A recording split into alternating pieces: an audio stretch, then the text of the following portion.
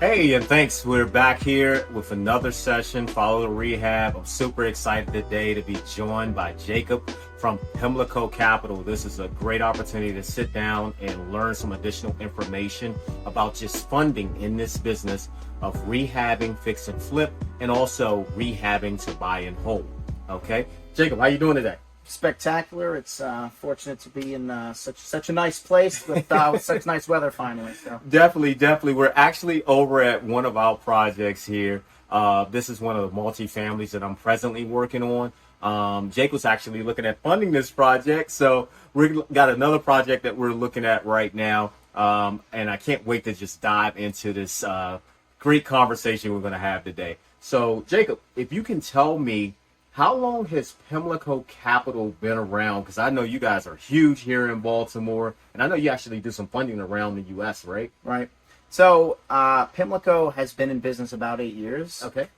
Where we are currently, probably about 4 years, and I say that there's a little bit of a difference. The managing partners of Pimlico, started a fund about little over 8 years ago. Yep. When it hit a certain volume, they were, eager to get into real estate. Right.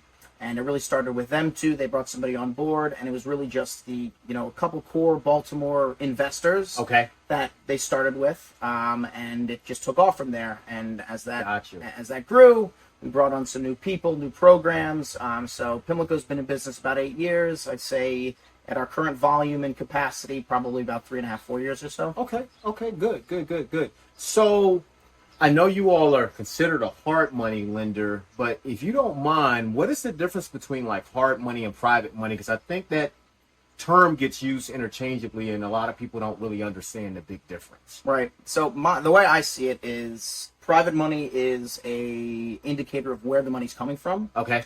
Whereas hard money is actually the type of loan that you're in. Got you. So private money, different from a bank. It's not federal funds. It's not bank funds. It's a fund. Like I said, my managing partners went out and fundraised a little bit of their own capital, that sort of thing.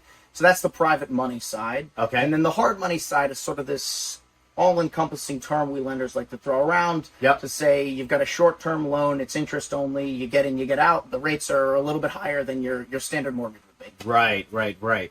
So one of the big things I know with hard money, private money in general, is the closing time. How quickly can you all close, and do you see that as the major advantage, I guess? I'd see it as one of the major advantages. Okay. I have a lot less red tape. Gotcha. Right. When you're a bank, you're dealing with federal funds or a bank's asset portfolio. There's a lot of hurdles and protocols you need to follow. Yep. I'm a private guy. It's our money. I don't have the same red tape or hurdles. So right. A bank, if you're buying a home, a primary mortgage could take 2, sometimes 3 months to process and actually get closed. Gotcha. A hard money deal, something like this, where it's a get in, get out, fix and flip reno. Yep. 7 to 10 days typically. Wow. So it's a 7 to 10 big days. difference. It's definitely a huge draw to go with private money. I know when we spoke about this particular project, one of the things that you all were alluding to is that, we can wrap it up in about 15 days, 10 to 15 days. And that's just amazing to me every time. I mean, I've been in this business 23 years, but it's still amazing to me every time I hear that is how quickly deals can get done. With me being on the conventional side as well, where stuff is taking 30, 45 days commonly. Right. So. And the same thing goes to draws as well, right? Yeah. We do same day draw. I say this to every investor we talk to is investing time is money. Yep. And money is time. Yep. So every step you have that you're able to push time down a little bit and get a little quicker is all money in your pocket and money you're saving. So Right. Inspections are done in-house. Okay. And closing's quick. So we try to make it in a way that there's no delay from the lender's side that's going to stop you from seeing the project to fruition and following through in a short amount of time as possible. Let's unpack that a little bit, because I hear you say the words draw and inspection, and I want to make sure everyone kind of understands what those are.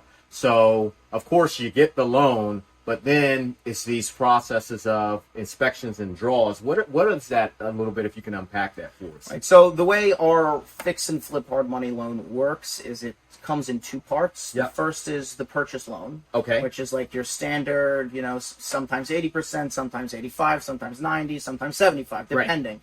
Right. And that goes to you immediately when we close. Okay. But the rehab section, the little chunk at the end, we hold back and it's released as it's needed for the work to get done. Got you. So when I say draws, I mean, you say, I need money, we just put this, and I'm looking at it now, this gorgeous, gorgeous ceiling.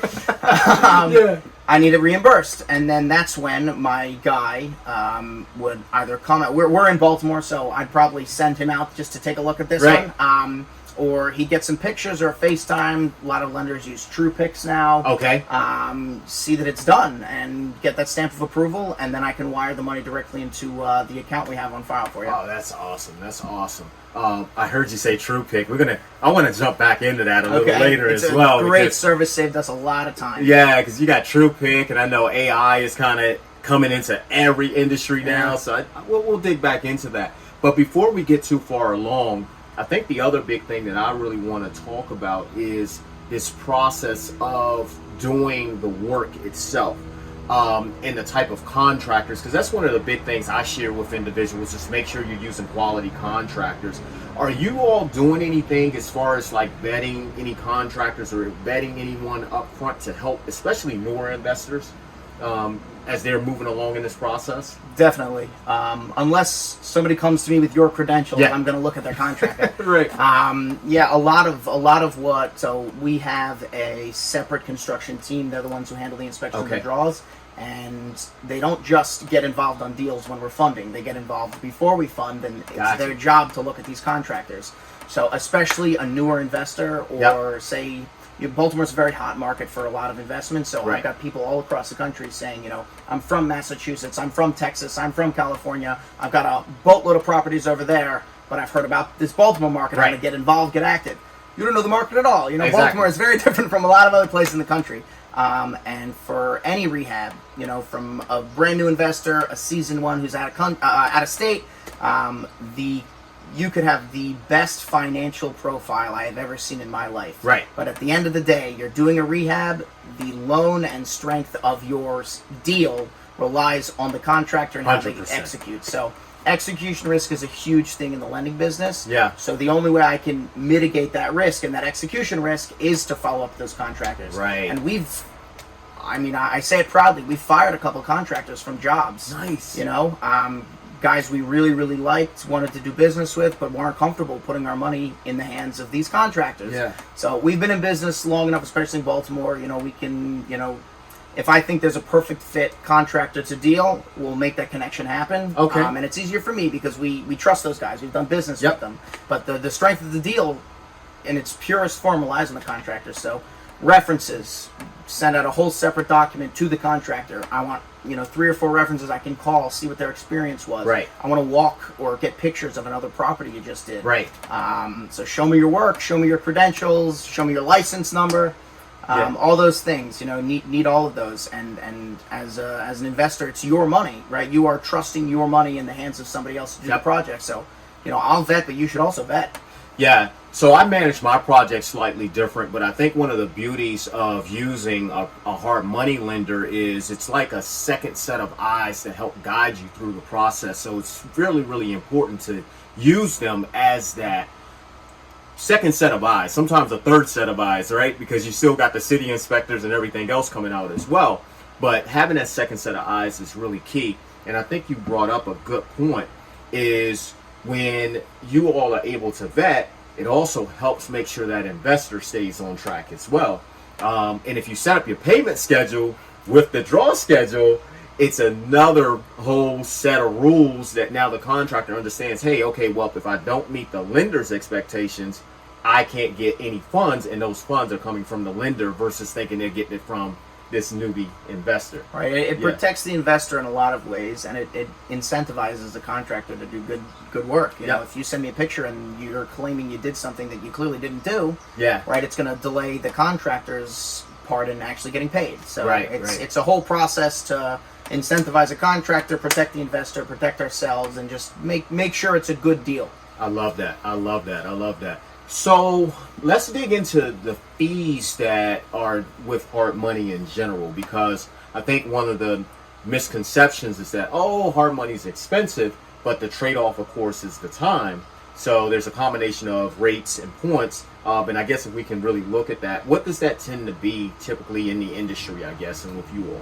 So industry range, I'll say that, somebody like you is going to get something very different than somebody who's coming to us for the first time. Right. So industry standard for a newer investor at the moment typically is between 2 and 3 points. Okay. And I mean, the rates vary. Depends on the size of the fund, depends on how involved they're going to be. Yep. Depends on how the lender is structured, or actually the organization of the company. But anywhere from right at 10% to 15% I'm seeing these days. Okay. And the newer investors, the riskier deals, the riskier areas are always going to be on the higher echelons of those ranges. But everything's a little bit negotiable, I'd say. Right? It's not that it's not that any lender has this box they need to follow so closely. Right. That's the beauty of us is we try to work with the deal with you as much as possible. Okay. But at the same time, we do need to protect ourselves to a certain extent. But you hit the nail on the head. The time trade-off. I see so many people who say I can get this, a cheaper capital at a bank I'm going to. Yeah. And they go to this bank, and I wish them well, but they go to this bank, and it happens so frequently. 3 weeks later, they call me back and say, yeah, maybe we revisit. Yep. And I say, fine, I can, slash a quarter point off your rate if you want. Thanks for coming back. But I knew it was coming, right? Because you get to a point where you're so deep into the project or looking at the time from the project, you're saying, well, they're giving me 6 months or 9 months, but if we don't close for another 3 weeks, that's going to push this over. The seller wants to close here, and my contractor needs their draws here. They're saying the draws are going to take longer, so the time trade-off is a huge play, and that's something you need to incorporate when you run your numbers. Right. We've stayed in business. Baltimore's a huge market for lenders. Yeah. And all of them are successful, which means they can't be scaring away too many people. People realize the value. Yeah, that's a huge value. I mean, one of the biggest things that I've always looked at is, first of all, I want to find a lender that can close quickly because I'm in competition a lot, right? I'm competing with other investors that are attempting to get the same exact deal. And if I go to a wholesaler, or if I go to a real estate agent, or if I go to someone, or even the seller directly, and I say, hey, listen, I'd like to close on your home. I can close in 2 to 3 weeks, and that doesn't happen, makes me look bad. Yeah. But the other big thing is then when I'm in the project, if I request, say, we've finished all the framing in the home, and I need $20,000 because that's on my draw schedule to get reimbursed for that because I've outlaid that already, I don't expect that to come a week, 2 weeks later. I need that money to keep the guys going. Right. So that's a major benefit. So realistically, an investor that comes and starts working with you, starts getting a little bit of a track record, how many deals comfortably can you all handle doing with them? It depends on cover. Obviously, I have limits as to actual exposure, money out per investor. The number's very high, especially for Baltimore. So okay. I've never had an issue. I'm going to maintain, when I start out with a new investor, we're never doing more than, if they're truly a new investor, we're never doing more than one project at a time. Okay. Something like your beautiful 5-unit, I'd say, we'll do it, but you're going to have to either bring a little more up front, or let's start with something a little bit smaller, which is fine, right? And we have success doing that, but it takes probably another deal after that. After one, we can get to 2 at a time. After 2 at a time, you're doing it successfully. I'm going to do as many as you want after that at the same time concurrently, right? But I'm going to keep checking in, and us lenders get very creative. Yeah. Meaning, if we're doing 4 at a time, I'm going to say, when you sell this one, this is going to pay off that one. Right. This one's going to pay off that one. So there's ways I can structure things that make my fund feel more comfortable to say, this is good. We'll take that while still maintaining that level of fluidity and efficiency to do all 3 at the same time. That's awesome. So with True Picks and AI now coming into our industry on both sides, what are you kind of seeing the evolution of hard money at this point? Are you seeing new things? Because I think I got my first hard money loan in 2004. 2005. What was your rate on that? Oh man, I think it was it was crazy because rates were bad, but back then everybody was like 7-8% on a regular conventional loan, and I think my rate was maybe 15% or something. There you go. That's and right at the top where we are. And 4 points. It was crazy, So for those that don't know what points are, it's 1% per point of the loan amount. So that's basically how that breaks down. But what are you kind of seeing with True Picks and some of the AI technologies is now rolling into definitely your side of the industry as well? So we have a couple couple of my colleagues are, less involved in the actual financing side and much more on how are we improving our underwriting, how are we improving our draws, how are we improving our processing, and they spit these ideas back and forth to each other all the time. AI has tremendously helped us, I think, on our back end. I can, pull up a file, know exactly what draw it's at with, one-word searches now. Nice. So, I mean, for me, efficiently, it's efficiency. It makes it so much easier. Yeah. TruePix is, so AI hasn't really come to, full. Got some older managing partners, I'll say. Sorry if you're listening. But, we like to do it our way. It's worked for us, so we'll maintain that. But, the actual images that we can get now, the scope of those images, how it really shows me. I don't need to have 30 offices in 30 different states anymore. Right? I have one office, and I can still service loans, hard money loans, across the East Coast. That's awesome. It has changed it has saved costs on my investors, because before, if I didn't have somebody who was able to go down there for a draw, I'm probably going to get somebody that I know to take a walkthrough, and they might charge you. Right?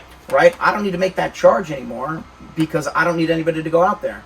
So timeliness and cost, it is just and it's all moving in a even more advantageous way. I think closing times are going to start to come down even further. I know it's crazy to think that they can. And I think things are just going to be much more efficient. Comp searches, we're good. I got great team of underwriters that can get you numbers probably within 24 hours. But who knows? Maybe, you put in some specifics and a comp search is automatically generated through an AI at MLS that says these are the right comps, and boom, we have the number. I'm starting to see that, in fact. I mean, of course, on the outside, we've used HomeSnap and the MLS and all of that for years. But, I mean, I have another database that I actually use where it's mapping out the neighborhood and giving it to me in order, square footage, breaking it down by price per square, and saying, hey, these are the most comparable properties to that subject. So that's really exciting to even hear. So how does a new borrower or someone that's even experienced, how do they really get started with you all working with you? I mean, a couple different ways, right? I have a phone number and an email, which I can share. We've got a website, PimlicoCapital.com. There's an apply now button. Can get you pre-approved within the day. And that's really how we get started. I like to pre-approve people before we jump straight into something. I'll know exactly, the financial and the financial profile, as well as what kind of investor you're looking to be, whether it's buy and hold, whether it's rentals, whether it's flips, and then sort of gauge the experience and interest level and sort of structure something that way. And then the next step would just be, let's find something to do. Awesome. I'll tell you all, Jacob has always been available for me. He answers questions. He gets me his approvals. We're working on some transactions right now. This is a great person to know in this market, great person to be able to know, not only in this market, because you guys are in how many states, by the way? We are in just 44/45. That's amazing. And then you're not just on the fix and flip side, you also do some stuff on the buy and hold side. Or if a person wants to fix a property up and hold it long term, there's some options for them as well, right? Yeah, so we do the investor rental loan, so DSCR. Which, we can get into. It's rental, so don't care about your DTI, don't care about your debt to income, your tax returns, anything like that. It's my loan for long term. It's 30 years. And it's all based on what your rents are going to produce. Awesome. My monthly payment just needs to be just below that number, and we can, get you in. And those are, a lot of people do fix and flips. And when they get to the end, they're not so sure that they want to let the property go. So that's a lot of people come back and they say, well, what if we held this? I looked at the market. I can get some good rents here. But also it adds that, level of flexibility at the end of the transaction that, you can sell it, or we can see if we can stabilize this. Yeah, and I think that's important to have multiple exit strategies as well. Every project we do, we have multiple exit strategies. So even in this 5-unit that we're sitting in right now, we have multiple exit strategies. We're going to hold this long term. That is the plan. However, we're looking at it from the standpoint of student rentals, midterm rentals, possible short-term rentals, as far as just falling back to way fall back and just doing Section 8. So we always have multiple strategies, but then we have a tax credit on this property. In 5 years, 7 years, when that tax credit's about to be up, we'll go ahead and sell this property for a substantial profit as well and roll those funds into something else. So having multiple exits and having a lender that can give you multiple exit strategies is really, really key. So, but I tell you, let's go ahead and make sure you give your phone number. So we can definitely get people in touch with you as well. Phone number is 410-541-0267. Okay. And email is very simple. It's jacob@pimlicogroup.com. Awesome. Well, thank you so much, Jacob. My This pleasure. has been great. I think you've delivered a ton of information. I'm going to make sure everyone just knows to definitely reach out to you and have this great conversation. Perfect. Thanks Thank you. a lot, man. I appreciate it. Appreciate it.